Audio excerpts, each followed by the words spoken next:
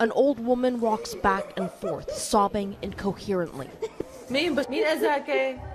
A voice off camera asks her, "What is wrong? Who hurt you?" They all did.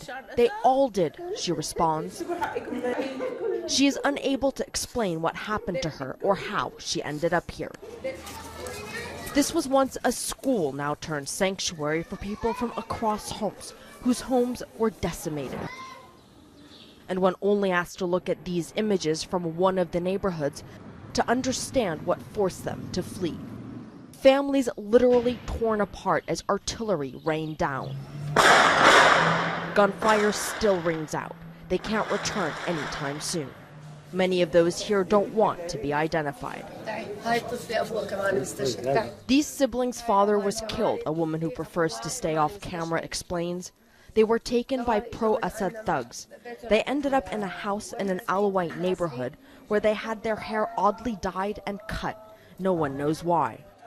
They appeared on a pro-government TV station as lost children. Someone collected them and brought them here. Their mother's fate, unknown. The children don't react at all to the sound of gunfire. One shows where he was wounded in the arm. Little Lu'ai had gone out with his brother to get bread. His brother was shot in the head. Lu'ai was shot in the leg as he ran to his brother's side. The boy's father rushed out. He was shot and killed. Lu'ai somehow ended up here among strangers thrown together. All they have to eat 3 times a day is cracked wheat with lentils and watered down yogurt. A volunteer says, "We cook and take care of around 300 people from all over Homs." Lunchtime conversation centers around death. This boy says his father was killed on his way home from his cousin's funeral. Once they are stabilized at various makeshift clinics, the wounded are brought here too. This man recalls how he was out getting food for his parents and 20 relatives crammed into a home. "I was stopped at a checkpoint," he says. "The soldiers searched my bags and then began to beat and taunt me.